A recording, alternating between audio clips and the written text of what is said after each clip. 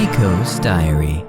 Welcome to the Keiko's Diary podcast, where I get up close and personal with creatives to uncover the people behind the art. Let's bring him in. My hero, Mark Crilley. Oh my goodness, wow, a hero. I've never been a hero before, so thank you for that. This is a new experience. Oh my goodness, I know I'm not alone in calling you my hero. You have so many fans around the world, and I've admired you from the very beginning. As a matter of fact, Mark, you may not be aware, but you've been my art teacher for over a decade, just so you know. Wow, well, I'm honored. We chatted just a little bit before we got going, and you revealed that you had been watching my videos all the way from the very beginning of my YouTube channel. Very beginning. Yes, I'm part of the OG club.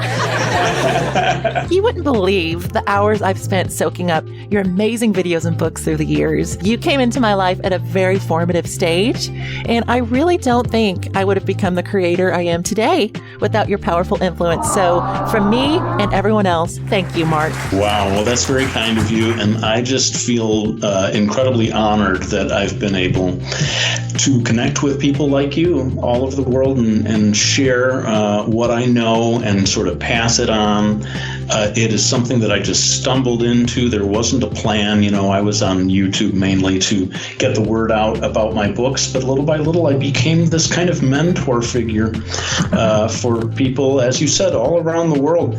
And that was just like a gift, from life to me. And I'm so glad it added this whole new dimension to what I do on a day-to-day basis. So I'm honored, really, to have been able to help you and anyone else. You know it's meant to be when it just sort of falls into your lap like that. You have published more than 40 books, and your latest is called Lost in Taiwan. I'm so excited. It is out on May 23rd on Amazon. So everyone, write it down right now and put that note somewhere you can't miss, because Mark's work is worth every single penny. Now, Mark, would you please share with us what this new book is about and how it came to be? Thanks so much for asking about, every author wants to talk about their latest book. So yes, and we all want to hear about it. This is a great first question to get started with. Yes, Lost in Taiwan, not everyone's going to know that I was an English teacher in Taiwan. My first job out of college, I was teaching English with the YMCA in a city called Zhanghua, which is kind of a smaller city in Taiwan. And I just immediately fell in love with the place and with the people. And so all these years since then, especially as I got into doing graphic novels, I've kind of had a dream of paying tribute to Taiwan. And, the problem with doing a strictly autobiographical work is that I couldn't get any drama out of my life at that time, because I loved Taiwan. It's just there's no tension, there's no problem to be overcome, right? So I started from scratch in a way, and I created a character named Paul, an imaginary sort of high school student. He's in Taiwan against his will, and he's not into it. And so that becomes a more interesting thing to see what happens when a guy who doesn't particularly care about Taiwan finds himself forced by circumstances to get to know the place a little better. I love that. I am completely captured already. Well, thank you so much. And the title, I'll just go ahead and say, is quite literal. Wow. He does get lost. He gets completely lost, and that becomes the sort of central first conflict that needs to be overcome. I came up with the tagline that's on the front cover that says, sometimes you need to get lost to find out where you really are. Oh, wow. So that's like the movie poster tagline. You always have the best taglines, too, just like my last summer with Cass. A good friendship is like a work of art. Oh, well, thank you so much. That was a line from inside the story, and they plucked it out, and I was glad that they chose that one. You have posted over 800 how to draw videos on your YouTube channel, which has almost 500 million views and counting. This is actually your 17th year on YouTube. I mean, can you believe this? Wow. Well, thanks for asking about that. And I got to say, I never stopped to look at the total number. That's how disconnected I am from the analytics of all this stuff. That's hilarious. But you reminded me or told me the number of hundreds, and I got to say, I got a little bit of shock. Really? I've done that many? Like I said, Miki Falls was about to come out, and I had put a lot of work into Miki Falls. I think that's, the longest single graphic novel project I've done. And I was a little bit afraid that it was going to go out into the marketplace and sink like a stone if nobody knew that it was coming out. So I turned to YouTube and I started making videos. As you and I said earlier, the very first videos were really just me trying to introduce Miki Falls to people and showing some of the behind the scenes work. Just like anyone else, I would get 10 views or 15 views or something. And then one time I was working on one of the pages and I thought, shoot the video while I talk about Miki Falls. And this time they'll see me shading in this drawing. And that one suddenly got like hundreds of views. Amazing. And I was like, oh, they like it when they see me drawing something.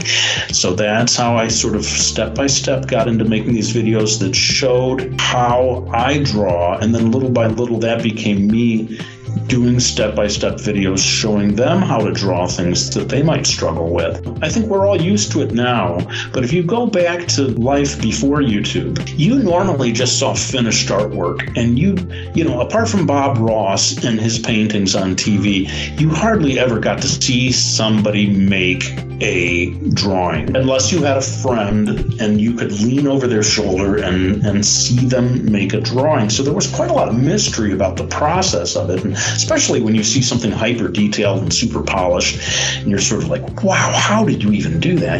So I think that I was one of those lucky few who jumped onto YouTube and began to show that process, and it probably felt like that to people, like, oh, hey, this is like having a friend, and this is like me looking over his shoulder and seeing how he does it. Keep being you, because you're the original art teacher. Next, we're going to switch gears a bit. We're going to play my favorite game, which is the 60-second 411. We can't use time lapse for this one. Maybe old man time lapse. Exactly. Can help me out on this one. Favorite color? Ochre. Favorite movie? My Neighbor Totoro. Favorite song? Love it. In My Life by the Beatles. Favorite game? Mario Kart. Ooh, greatest fear? Ooh, getting a super expensive long-term illness. I'm sorry, that's a bummer, but... Yeah, totally. Hot or cold weather? Hot. Night owl or morning bird? Morning bird. Favorite singer? Sarah Bareilles. Favorite food? Sushi. Favorite holiday? Trip to Japan. Biggest pet peeve? People who need to make a left-hand turn out of a parking lot blocking the right-hand lane. Cats or dogs? Dogs. If you had a superpower, what would it be? Speed drawing. Favorite Spice Girl? Baby Spice. Favorite subject in school? Art. Oh my goodness, Mark, you did it with seconds to spare. We will reveal that you fed me those questions in advance. The Spotlight. I believe what makes you so special is the fact that you're not only a very gifted artist, but also a sensational storyteller. Your books are like movies. I mean, the camera angles you choose and the pacing, it's just like a movie. So well crafted and entertaining. And I gotta say, no one can create tension and nail-biting conversations like you. So how are you so skillful with your storytelling, and how do you usually begin one of your projects? Wow. Well, first of all, thank you so much for all that praise. I mean, if there's ever a day when I'm not feeling good, I should just call you and have you say what you just said to me. Yes, just call Keiko up. I'm glad that you mentioned about movies, because I do sort of see them as movies, these stories. Yeah. And I think that probably comes through, that I'm not... thinking of this as like a novel and with beautiful written word and so forth. I really am envisioning these as scenes, and that's probably why it's coming across in such a cinematic way. As much as I love comics and manga and all of those storytelling techniques, for some reason, when it comes time for me to tell a story, I keep thinking of movie scenes. Yeah. And I was especially delighted to have you speak kindly about the dialogue, because that is probably my favorite thing about storytelling, is crafting those dialogue scenes. And I just love to work over them again and again, reading them out loud, trying to get that perfect balance between what the characters are saying and how their facial expressions react to different things. And yeah, dialogue is something that I really nerd out about. How do I come up with a story, and what is it like at the beginning? To answer a question like that, it's always best to use a specific example. And people might be surprised to hear that my last summer with Cass, way back at the beginning, was going to be something a little more like the drawing lesson. Because I had done, and I can't assume that everyone has read these books, but the drawing lesson is a short graphic novel that tells the story of a boy who wants to learn how to draw, and he meets this teacher, and she's not really a teacher, but he kind of pushes her into becoming his teacher, and then every lesson that she gives to him becomes a lesson to the reader as well, right? That story was, a standalone book with a beginning, middle, and an end, but really, at the heart of it was this series of lessons. Right. And I was trying to think, how could I do a sequel to this and not have it repeat the exact same thing? And that's when I thought, well, what if instead of a teacher, we have two different young artists who teach each other things? I remember the specific day when I sat down and started making notes about this. And this, you could think of it as the drawing lesson part 2. This time, it's going to be two friends, right? And so immediately I thought, well, it's got to build to something. And what can the problem be that it builds to? And that's when I started to think about, well, what if one of the artists is more daring and takes risks and isn't afraid to shock people and work with possibly offensive content and things like that, and the other is more like me, for example, someone who's very cautious by nature, a people pleaser, eager not to offend or hurt anyone's feelings. That's how little by little I finally reached the point where I was like, this is not a drawing lesson type of a story. This needs to be a full-blown dramatic narrative that is not about two friends who teach each other things, but just focuses on this friendship and this sort of rise and fall of this friendship. So that shows you one specific way that I got to a final idea. Usually it'll start with a little bit of a what if, and then I'll build everything out from that. My very first project was called Akiko, or Akiko, and that was about a little girl who goes to another planet. Well, that one was very directly inspired by The Wizard of Oz, and the idea of a kid from the real world going off to a fantasy land. And I just decided to put a little bit of a sci-fi spin on it. You can think of it as The Wizard of Oz meets Star Wars. The big question, what if? Since you just mentioned the Akiko series, we've got to talk about that for a minute. I hunted down all of the books. Believe it or not, some of them are kind of tricky to come by because these are very classic books. My goodness, your inking and tones are exceptional in the series. I could just admire the pages for hours. Wow. Well, thank you so much. That really is my first big published piece of work. I was an English teacher in Japan, and I started working on this comic book story in my spare time. And they have what we called zipatone or screen tone that you could buy at the shops. And that's why right from the beginning, that became a part of the Akiko style was, inking nice, clean, inked lines with gray tones. Even as the years went by and I moved to Photoshop and other stuff like that, I had to just keep using that gray tone and ink style.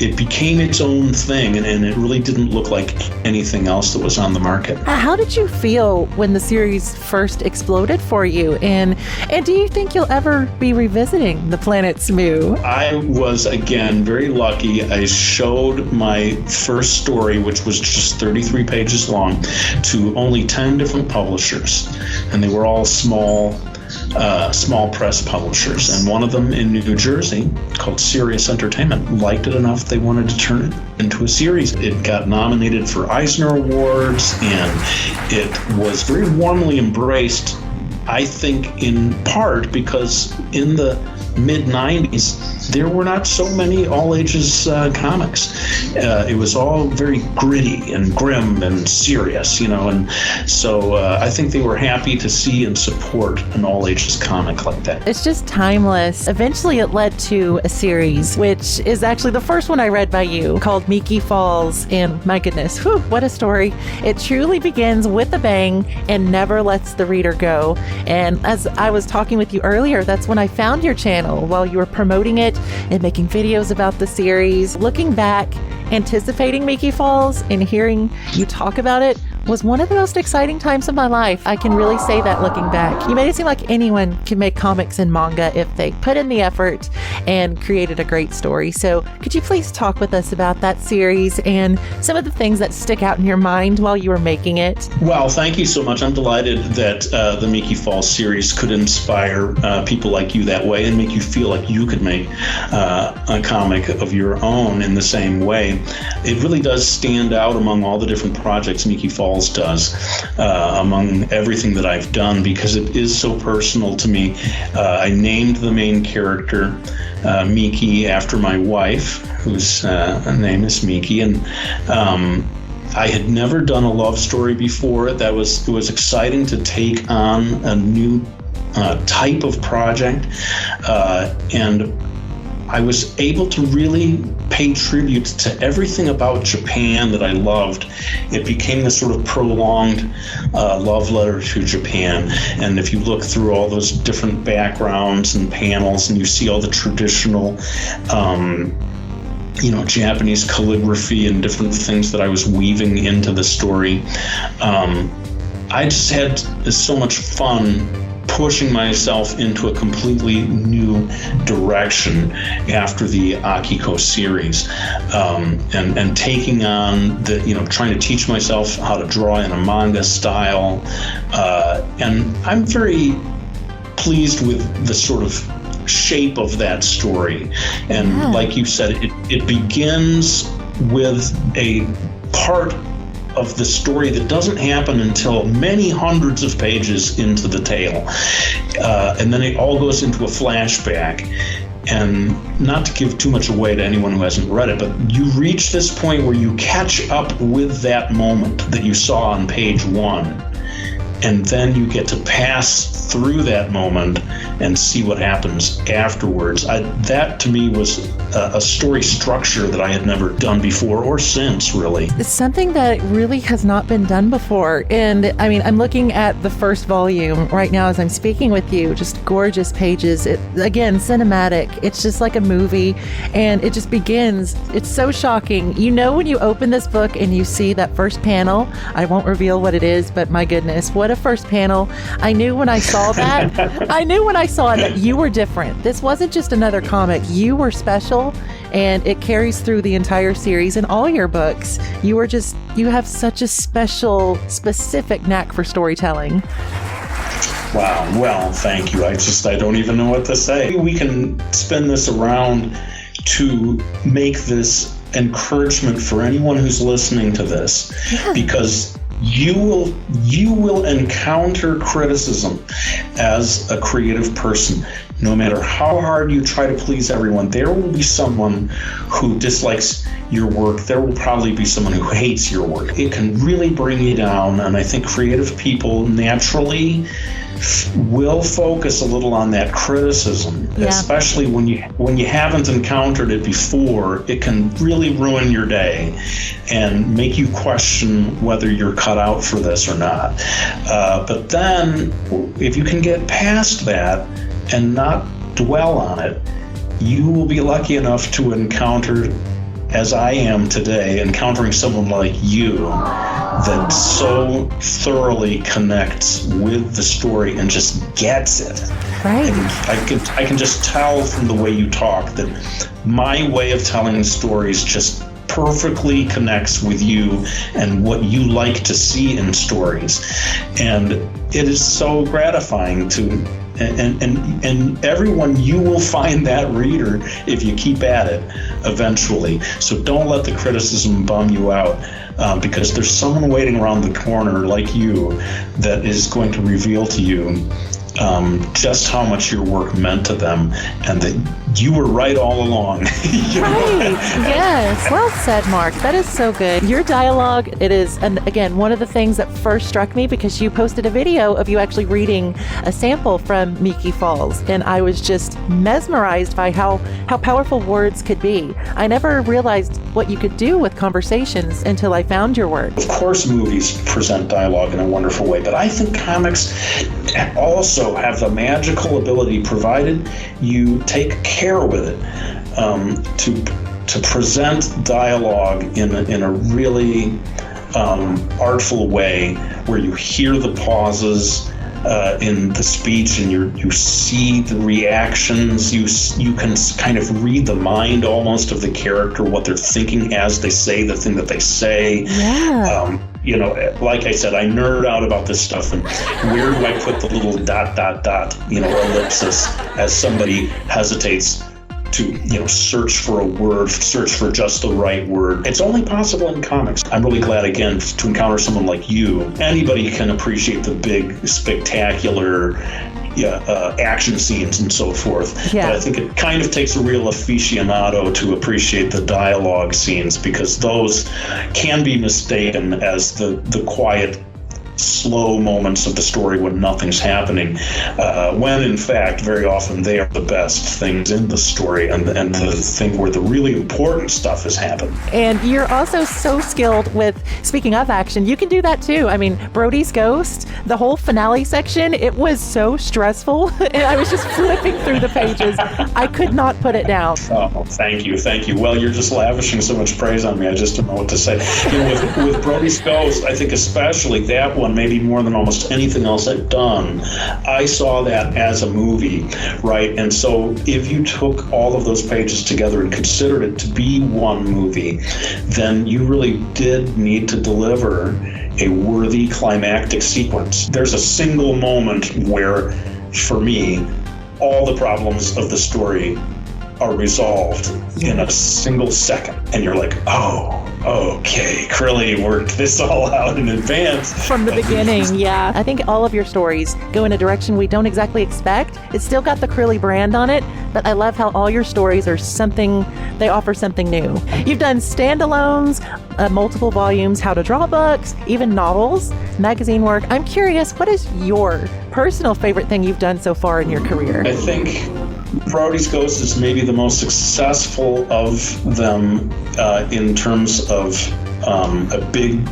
ambitious project that turned out more or less exactly the way I wanted it to. But I should say the more recent story, My Last Summer with Cass, stands out among my stories for being about as close as I've ever got to autobiographical. And so that one, that one really stands out as something that is allowed me to tap into my own memories of a friendship that I had. There are a lot of things in that story that really do kind of come from my own personal life. Again, to give a specific example, there is a scene in My Last Summer with Cass where the main character, Megan, is talking about this kind of magical first day in New York City where her friend Cass, who's lived in New York City for years and knows all the ins and outs, takes her from place to place and shows her all this amazing stuff about New York. And at one point they're in this used record store that has like a coffee shop in it, and they're having a coffee. And in the narration, Megan says they were playing this incredible, what was it? It's like noise music. Yes, experimental noise music the whole time. Oh, great. You remember it better than I do. They were playing this experimental noise music the whole time. Cass was really into it, but I thought it was terrible. And then there's a little bit of a pause, and then it says, but I didn't say that out loud. Or I didn't say anything about that, of course. I just kept that to myself. That really is very autobiographical. And my friend, his name is John Walter, and actually there's a character name in the story, Juan Jalter, which is my sort of sly reference to John Walter, who is the actual Cass, the character the Cass is based on. And yeah, John could listen to any kind of music, and he would get into the experimental noise music.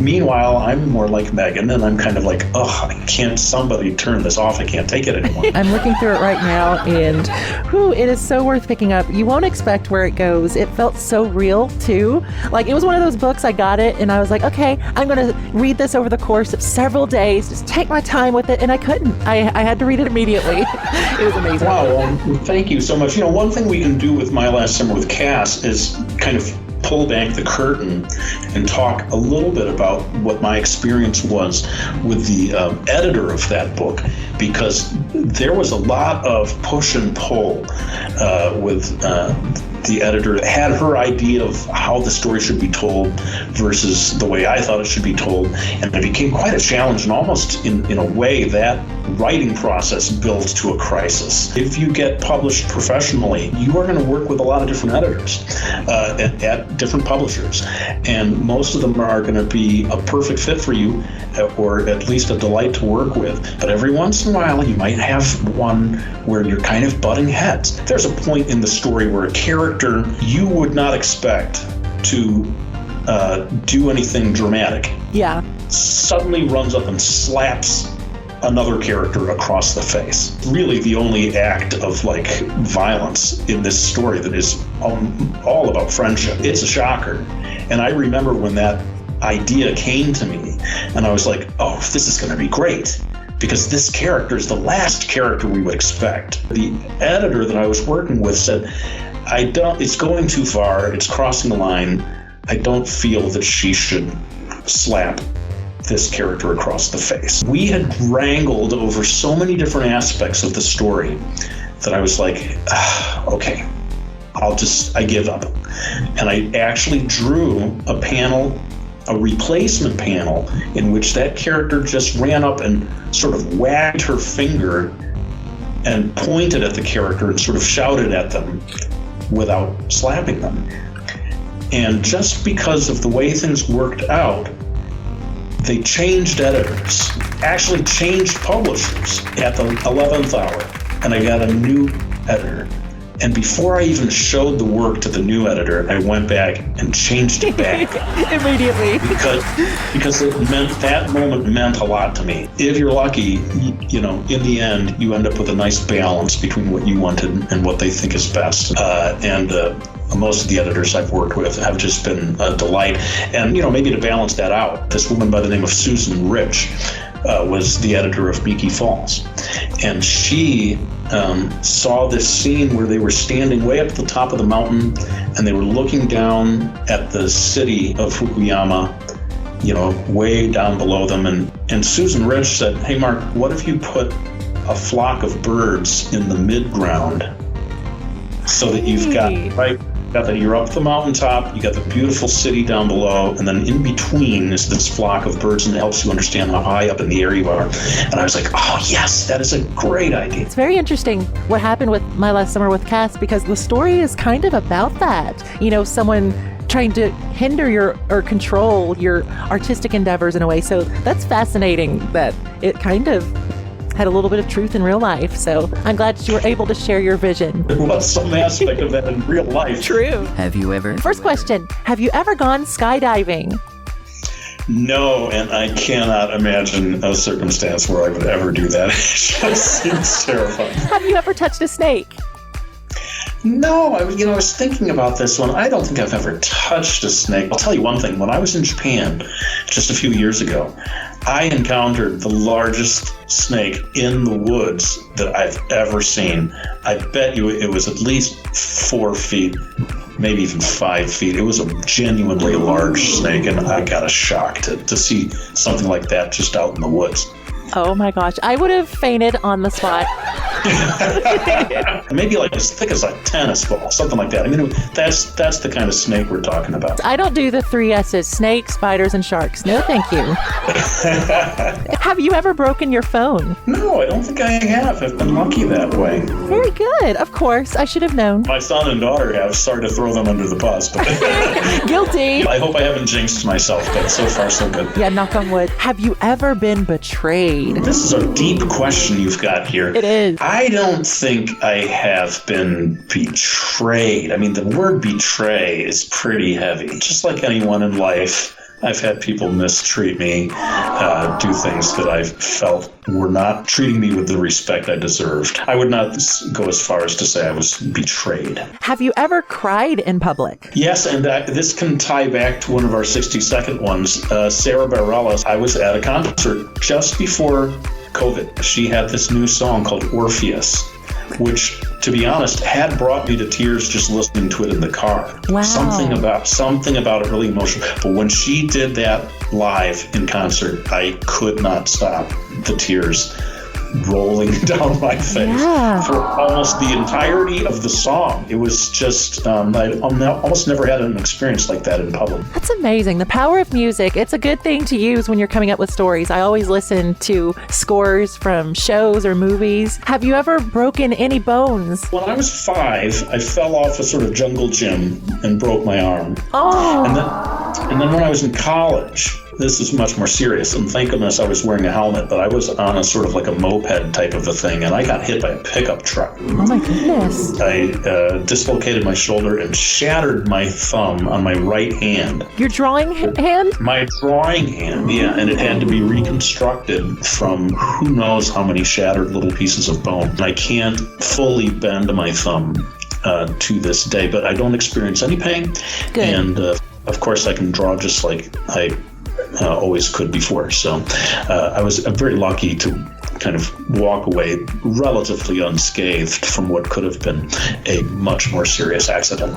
Yeah, and it sounds sort of like a superhero origin story, an accident that actually made you like even more talented with your art. Yeah. Oh, yeah, I love it. Have you ever exploded with rage? I think I have maybe occasionally, while driving, sort of yelled or something to express anger, but I don't know. It's not, I'm a pretty mellow guy, and I think I'm much more characterized by surprisingly not getting angry in situations that might make other people furious. I love it when your characters explode with rage. That does happen on occasion. That's right. Well, it's sort of like a fantasy thing in a way. My characters can do it because I can't actually do it myself. This is kind of interesting. Have you ever scrapped a project? Professionally, if I've already started something with a contract, I have always completed it. Now, I have a lot of different things, and there's one in particular where I worked out a complete story that would have been a series of books. I created so much concept art. I did a lot of sample pages. I put hours and hours into this proposal.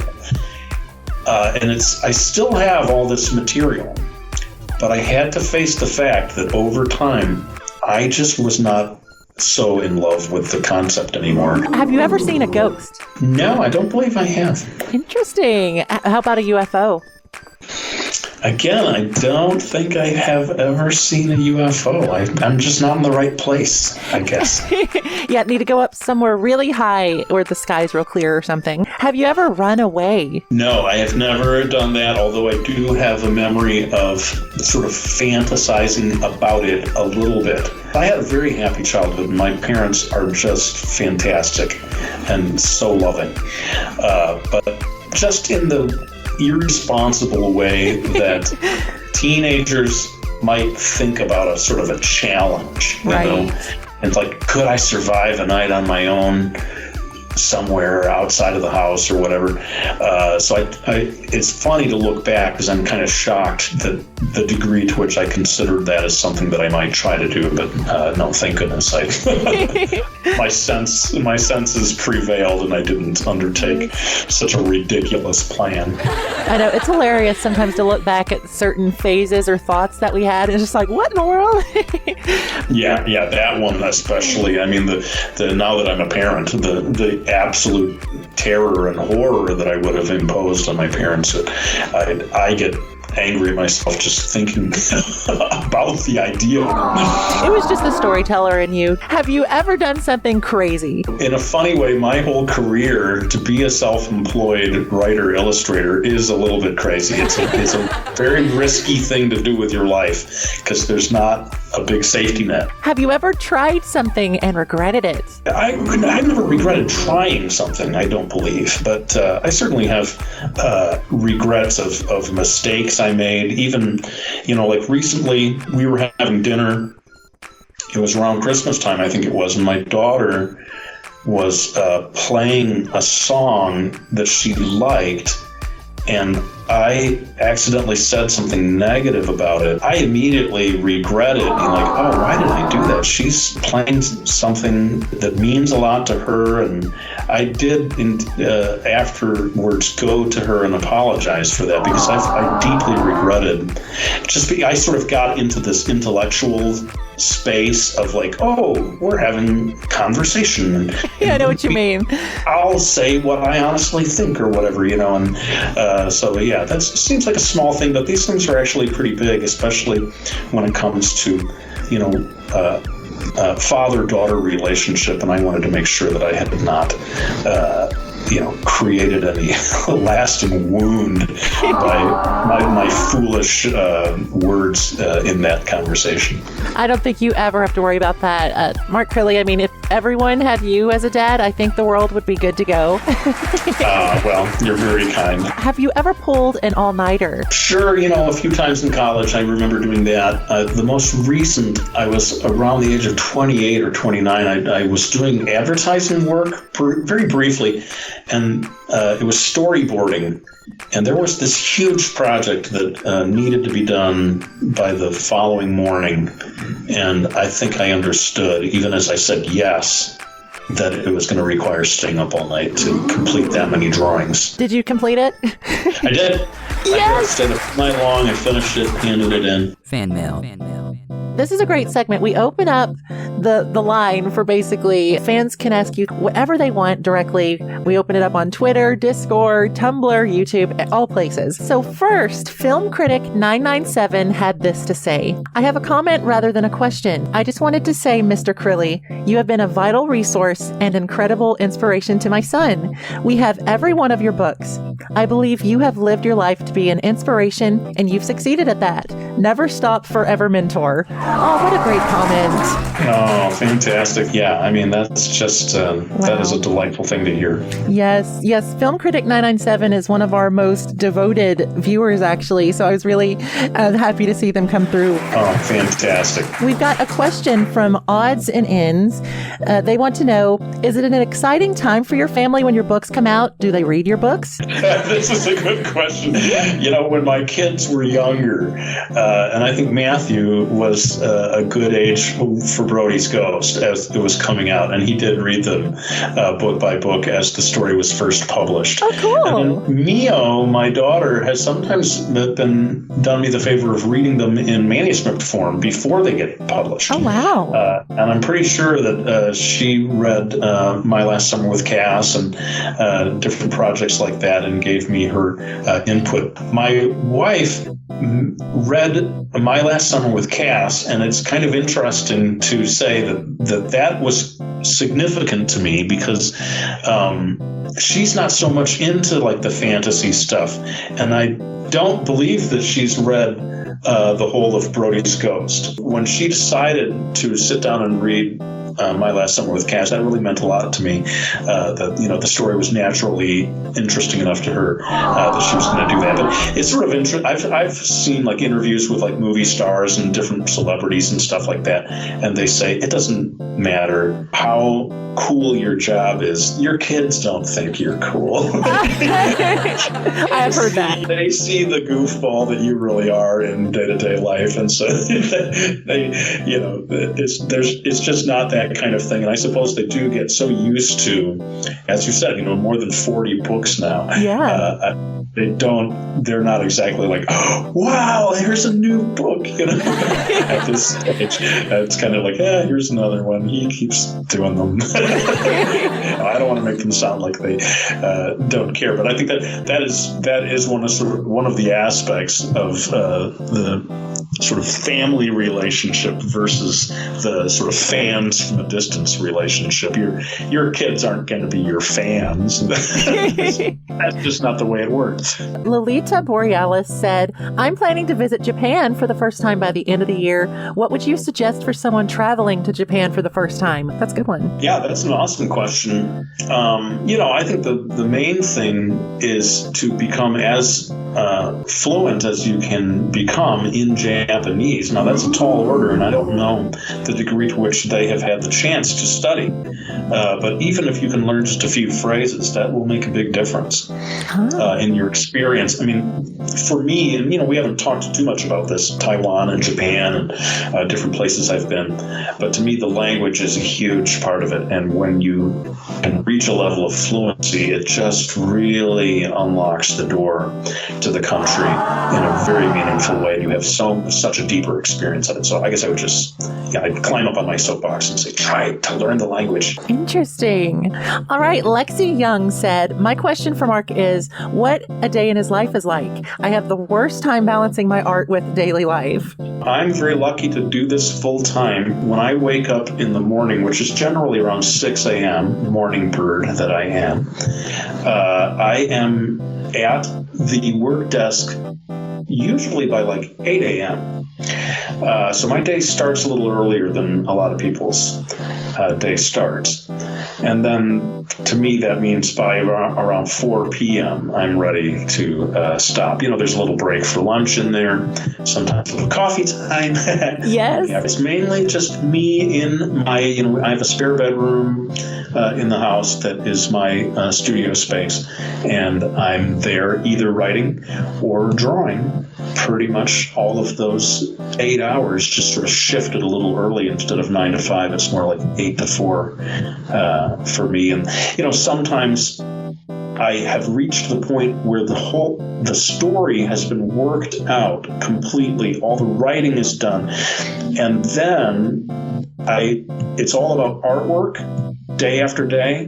And that's my favorite type of day because then I can listen to podcasts and I can listen to music and I can sort of enjoy the relaxation of drawing all day long.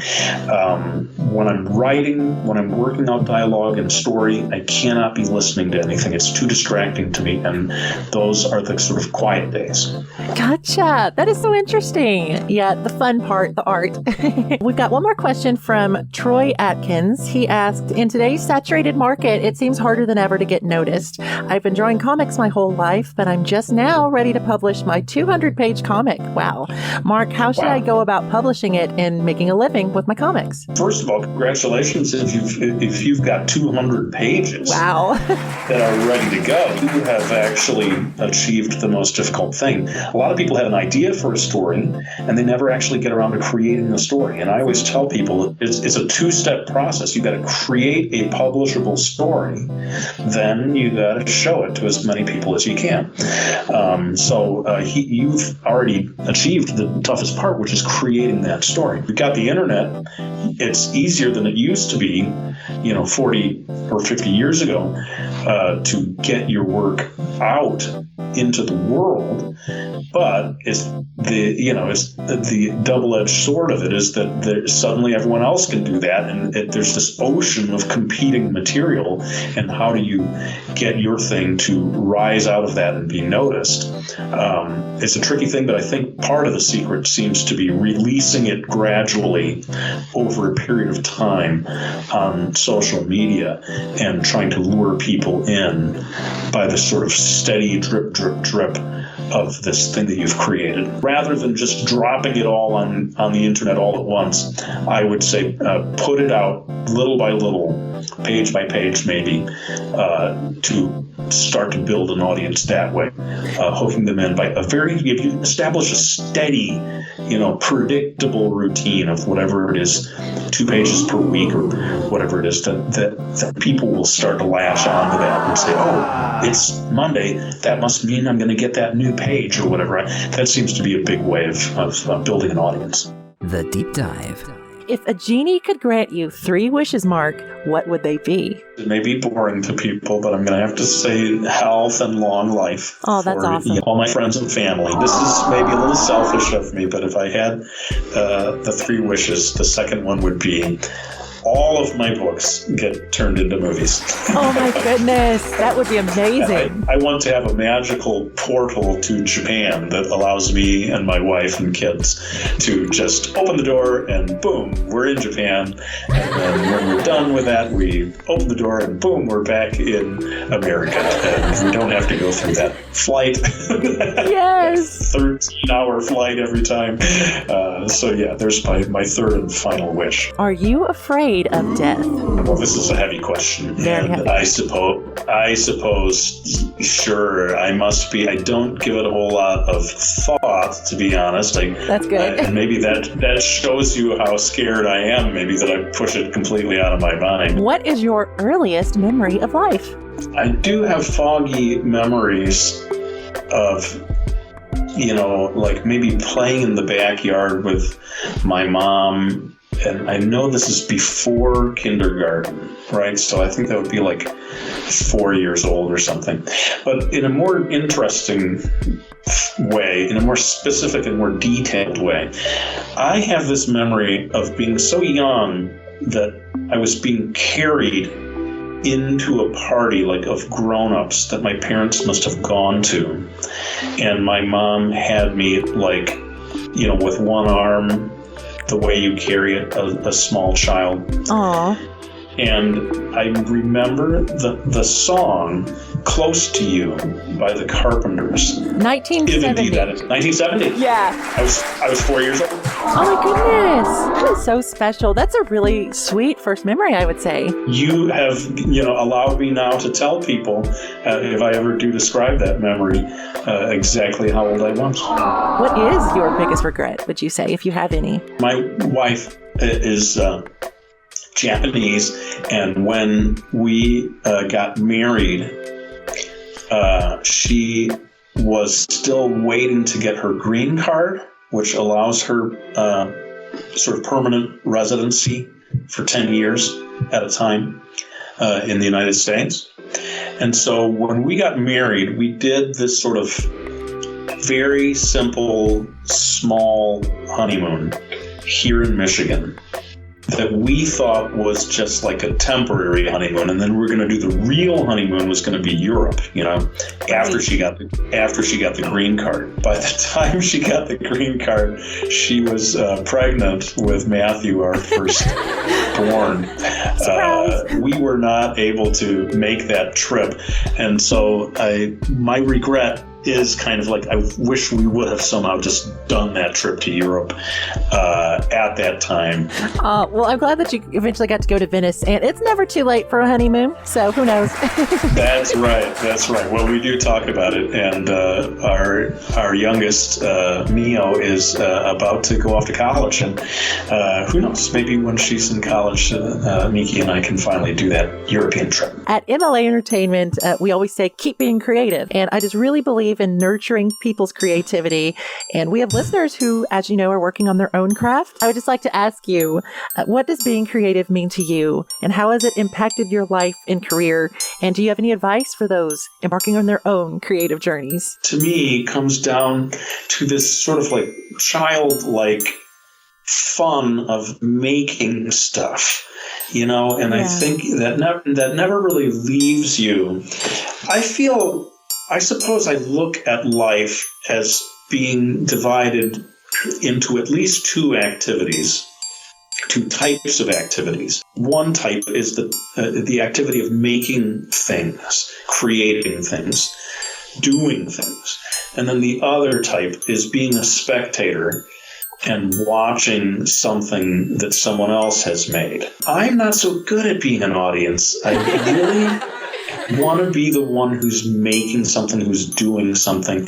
So I suppose that's really what it comes down to me, is I just, from my earliest days, I've had this instinct for, grabbing that pencil or whatever it is. Let's see if I can do it. Let's give it a try. I don't know if you've ever heard of this song before. It's like, I can do that. I can do that. That has stuck with me. Whoever wrote that song, I think, had this similar spirit. There is a thrill and a pleasure with just trying to do some new thing. Do you have any advice for people who are embarking on their own creative journeys? My Last Summer with Cass gets into this a little bit in terms of the idea of worrying too much about what other people think.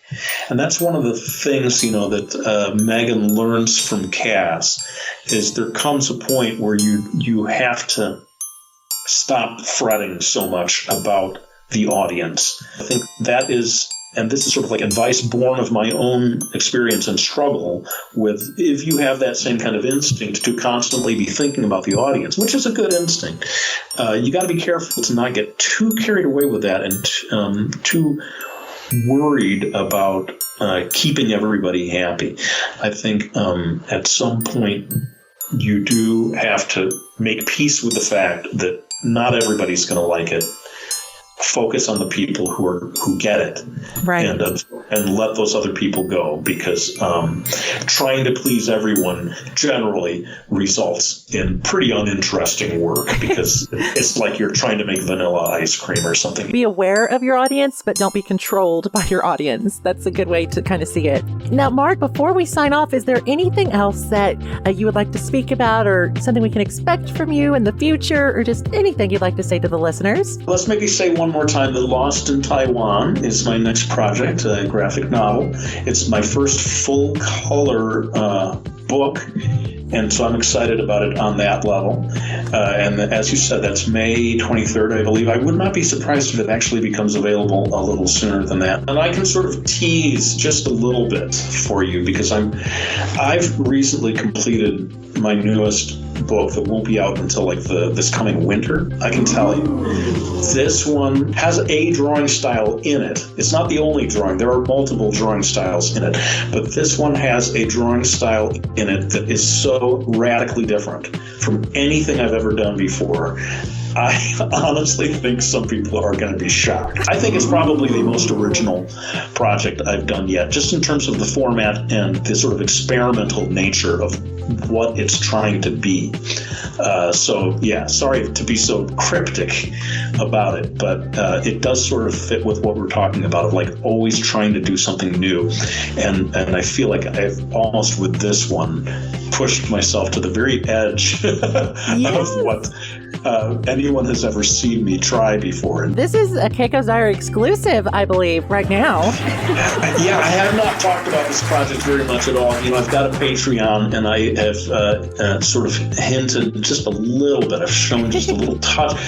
What I've shown is so vague that no one could have any idea of what it even is. That is part one of a 2-book series. And so that is, if people like it, they'll have a whole second book. So that's kind of fun. They are standalone stories, but they feature the exact same characters, and the second book will feel a little bit like a sequel. What a treat. How exciting. Again, new territory for you. I cannot wait to see more of this. It marks, for me personally, my return to comedy, I'll just say.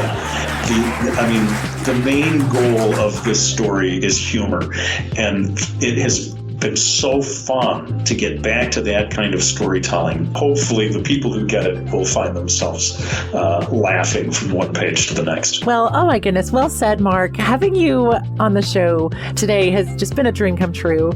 In this changing world, you are a constant in my life and so many others. You have a one-of-a-kind voice, artistic genius, and unwavering personality, and you just continue to inspire myself and I know millions around the world. So I really think you make the world a better place just because you're in it. So thank you for all you've done and continue to do. Boy, I'm big-headed now, I gotta say. Good. After all this praise that you have lavished on me, everybody better watch out. Yeah, Mark Crilley's coming. I might be a little arrogant after all these kind things that you've said. It has been a delight, really, to be able to chat with you. I'm Mark Crilley, and for MLA Entertainment, keep being creative, and I'll be back with another video real soon.